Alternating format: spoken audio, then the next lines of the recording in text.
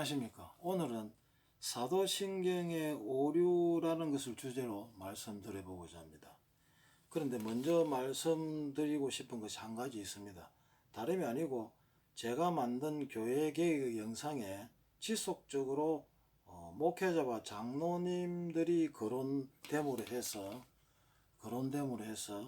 거부 반응이 있을 것 같아 말씀드립니다. 그 이유는, 자주 거론되는 이유는 역사적으로나 세계사적으로나 수천 년 전이나 지금이나 교회의 모든 사건과 문제는 하나같이 일률적으로 교회 지도자들에 의해서 만들어졌고 현재도 만들어지고 있기 때문입니다. 그 위치와 자리가 그만큼 중요하다는 것을 의미하기도 합니다. 국가든 교회든 지도자가 정직하고 부정부패를 하지 않고 돈과 거리가 멀고 바르게 쓰면은 발전하고 부흥한다는 것은 진리입니다. 일반 교인이 어떻게 무엇을 문제를 만들며 사건을 만들 수 있습니까? 일반 교인들은 문제를 만들 수도 없고 그럴 만한 위치에 있지도 않습니다. 성경 속에 하느님의 백성을 인도한 모세 역시 지도자이며 국가적으로는 링컨 대통령 역시 지도자입니다. 이와 같이 지도자의 역량에 의해서 모든 것은 부흥하기도 하고 쇠퇴하기도 하는 것은 명확한 사실입니다. 목사 한 사람 잘못 들어오고 장로 한 사람 잘못 선출하면 교회는 쇠퇴하고 망하게 됩니다. 목사 한 사람 잘 들어오고 장로 한 사람 잘 선출되면 그 교회는 분명히 부흥하게 됩니다. 한 사람이 얼마나 중요한 것인지 아셔야 합니다. 저는 그러한 것을 여러 번 경험하였습니다. 정말 한 사람이 전체를 망하게 할 수도 있고 전체를 살릴 수도 있는 것입니다. 그런 이유 때문에 목회자와 장로님의 위치가 교회의 흥망을 좌우하는 위치에 있기 때문에 주어가 목사님과 장로님이 될 수밖에 없는 것입니다. 이 점을 이해해 주시기 바랍니다. 그분들과 아무 원한관계도 없습니다. 제가 무슨 그분들과 원한관계가 있겠습니까? 올바른 교회 지도자들을 그분들은 제외하고 그렇다는 것입니다. 본론으로 들어가겠습니다. 사도신경의 오류에 대해서는 약간 지루한 면이 있겠습니다만은 여러 가지 자료 중에서 핵심적인 것만 간추린 것으로 총론보다는 강론으로 생각해 주시면 감사하겠습니다. 사도신경은 기독교에서 주기도문과 함께 교인의 신앙 고백으로 예배 때마다 사용하고 있습니다. 십계명은 하나님께서 직접 만드셨고 주기도문은 예수님께서 직접 너희는 이렇게 기도하라 라고 가르치신 기도문으로 성경에 기록되어져 있습니다. 그러나 사도신경은 성경 어디에도 없습니다. 학자들이나 목사님들이 오래전부터 사용되던 것으로 성경 내용에 다 포함되어 있는 것이라고 말씀을 하고 있습니다만은 저 개인적인 생각으로는 대부분의 모든 교인들이 매주일마다 신앙 고백으로 사용하고 있는 것을 그렇게 막연하게 두리뭉실하게 표현하는 것은 문제가 있다고 생각합니다. 사실 사도신경은 로마 교회 가톨릭이 이 신조를 만들었다는 것은 다 아는 사실입니다. 가톨릭에서 세례문답용으로 사용하기 위해 만든 것을 여러 차례 수정을 거쳐 오늘에 이르렀다는 것은 학계가 거의 정설로 받아들이고 있습니다. 본래 이름은 로마 신조, 가톨릭 신조이었습니다. 그 증거로는 사도신경 중에 거룩한 공회가 영어로 The Holy Catholic Church 이었는데 요 근래 The Holy Universal Church로 수정되었습니다. 거룩한 공회란 가톨릭 교회를 의미하기 때문에 보편적 만국의 교회를 의미하는 유니버설 처치로 수정하게 된 것입니다. 물론 캐서릭도 만국의 보편적이라는 그러한 의미를 가지고 있긴 합니다. 그러나 오랜 역사를 가진 사도신경의 단어를 수시로 이렇게 수정해도 되는 것인지 걱정이 되기도 합니다. 왜냐하면 언젠가는 다음에 또 용어를 바꿔 수정할 수 있기 때문입니다.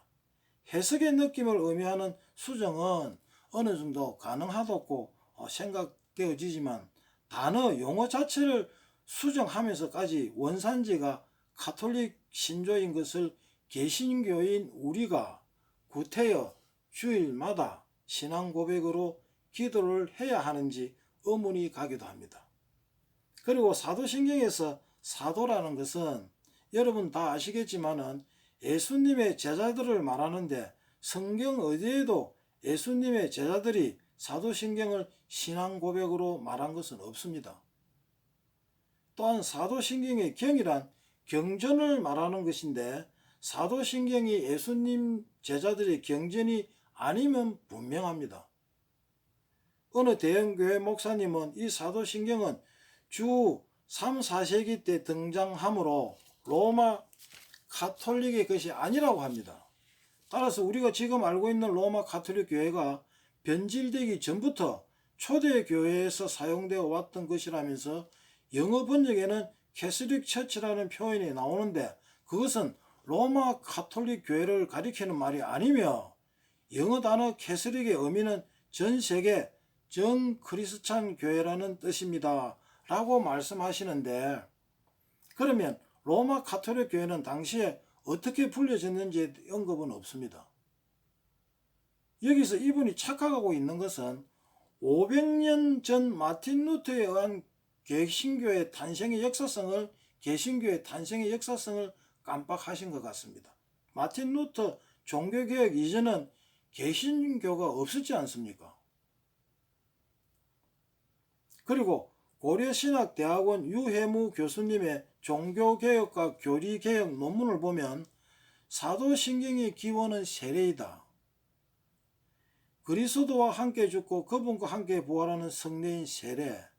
사도신경은 종교개혁 500주년을 맞이하는 개신교회가 가톨릭 교회와 공유하는 신앙 고백이다.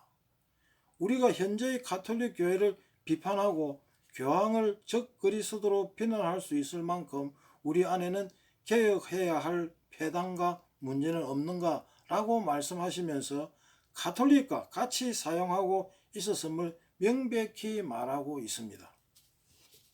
또한 사도신경의 연구가 필립 샤프 역시 사도신경이라는 이름을 가지게 된 이 신조는 의심의 여지 없이 점진적으로 수정되면서 확대된 것이라고 말하고 있습니다. 사실 한국 교회에서도 이 사도신경을 사용하지 않는 교회가 생각보다 많습니다. 교회가 시정하고 해결해야 할 문제는 신앙적으로 중요한 신앙 고백인 사도신경의 역사성과 탄생된 배경 등을 교인들은 제대로 알지도 못한 채 습관적으로 주문처럼 암송하는 것으로 끝내고 있다는 것입니다. 좌우간 사도신경의 역사적인 관점은 그 양이 많아서 다음으로 미루더라도 중요한 것은 사도신경 내용에 수긍하기가 쉽지 않고 성경적이지 못한 구절이 있다는 것입니다. 그것은 본디오 빌라도에게 고난을 받으사 십자가에 못 박혀 죽으시고 라는 부분입니다. 모 목사님은 본디오 빌라도가 18년간 총독으로 있을 때 예수님이 십자가에 죽었으므로 빌라도가 죽인 것이나 마찬가지라고 말도 안 되는 말을 하는 분들도 있습니다. 예수님을 십자가에 매달은 것에 초점을 맞추면 빌라도가 원흉은 아니라는 것이 성경 곳곳에서 증거되고 있는데도 불구하고 다른 것은 수정하면서 이 구절은 수정되지 않고 있다는 것입니다. 첫째, 빌라도가 예수의 집회나 모임을 탄압했다는 기록이 전혀 없습니다. 성경 어디에도 없습니다. 예수님께서 강하게 비판한 상대는 유대 종교 지도자들로서 주로 대제사장, 바리새인, 서기관, 백성의 장로들을 향해서 한 것입니다. 로마 황제를 비판한 적도 없습니다. 오히려 세금 문제에 대해서는 가이사의 것은 가이사에게라고 하시면서 로마에 세금을 내라고 합니다. 빌라도 입장에서는 예수님이 로마에 대적한 것이 하나도 없습니다. 전혀 없습니다. 또한 그의 아내는 빌라도의 아내는 예수를 믿는 사람이었고 빌라도는 특별 사면을 제시하면서 예수님을 풀어주려고 합니다. 그러나 군중들은 예수님을 십자가에 못 박으라고 외치면서 강도인 바라바를 선택합니다. 빌라도는 예수님을 은근히 좋아했다고도 우리가 짐작할 수 있겠습니다. 대제사장과 백성의 장로들은 예수님께서 죽은 나사로를 살리신 후에 수많은 백성들이 예수님을 추종하는 것이 두려웠던 것입니다. 대제사장은 요한복음 11장 50절에 보면 한 사람이 백성을 위하여 죽어서 온 민족을 망하지 않게 되는 것이 너희에게 유익한 줄을 생각지 아니하는도다. 11장 53절에서는 이날부터 저희가 예수를 죽이려고 모의하니라 로부터 예수님을 죽일 모의가 시작됩니다. 대제사장 가야바는 유대 종교 지도자로서 예수님을 모함하여 거짓 증인들을 매수하는 데 주저함이 없습니다. 요즘으로 보면 목회자들이 자신들을 대제사장이라고 말들을 하고 있습니다. 누가복음 22장 2절에는 대제사장과 서기관들이 예수를 무슨 방책으로 죽일고 연구하니 이는 저희가 백성을 두려워함이더라. 누가복음 22장 6절에는 유다가 허락하고 예수를 무리가 없을 때 넘겨줄 기회를 찾더라.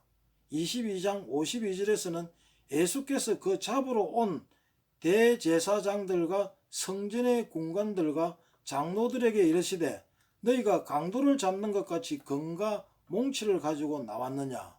누가복음 22장 66절에는 날이 새매 백성의 장로들 곧 대제사장과 서기관들이 모여 예수를 그 공회로 끌어들여 예수를 죽이려고 모의한 것으로 인해 주님을 팔려고 한 것이며 대제사장과 백성의 장로들 역시 군중으로부터 외면당하면 거리와 지기가 땅에 떨어지는 위협을 느껴 주님을 죽이려고 한 것입니다. 마태복음 27장 39절에서 40절에서 보면은 지나가는 자들은 자기 머리를 흔들며 예수를 모욕하여 가로되 성전을 헐고 사흘에 짓는 자여 너가 만일 하나님의 아들이여든 자기를 구원하고 십자가에서 내려오라고 하며 41절에서 42절 말씀은 그와 같이 대제사장들도 서기관들과 장로들과 함께 희롱하며 저가 남은 구원하였으되 저가 다른 사람은 구원하였으되 자기는 구원할 수 없도다. 저가 이스라엘의 왕이로다. 지금 십자가에서 내려올지어다. 그러면 우리가 믿겠노라 하면서 광야에서 마귀의 시험과 똑같은 시험을 합니다. 여기에서 대제사장과 장로들의 행위를 여기까지 살펴보았습니다. 그러면 빌라도에 관한 내용을 한번 살펴보기로 했습니다. 빌라도는 요한복음 19장 4절 빌라도가 다시 밖에 나가 말하되 보라 이 사람을 데리고 너희에게 나오나니 이는 내가 그에게서 아무 죄도 찾지 못한 것을 너희로 알게 하려 함이로다 하더라.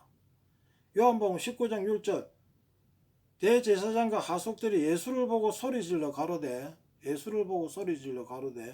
십자가에 못 박게 하소서 하는지라 빌라도가 가로되 너희가 직접 데려다가 십자가에 못 박거라. 나는 그에게서 죄를 찾지 못하겠노라. 누가복음 23장 4절에서는 빌라도가 대제사장들과 무리에게 이르되 내가 보니 이 사람에게 죄가 없도다 하니 요한복음 18장 38절에서는 빌라도가 가로되 진리가 무엇이냐 하더라. 이 말을 하고 다시 유대인들에게 나가서 이르되 나는 그에게서 아무 죄도 찾지 못하노라. 39절 유월절이면 너희에게 한 사람을 놓아주는 전례가 있으니 그러면 너희는 내가 유대인을 왕을 너희에게 놓아주기를 원하느냐 하니 40절 저희가 또 소리질러 가로되 이 사람이 아니라 바라바라 하니 바라바는 강도로라. 마태복음 27장 24절에는 빌라도가 아무 효험도 없이 도리어 밀란이 나려는 것을 보고 물을 가져다가 무리 앞에서 손을 씻으며 가로되 이 사람의 피에 대해서는 나는 무죄하니 너희가 당하라.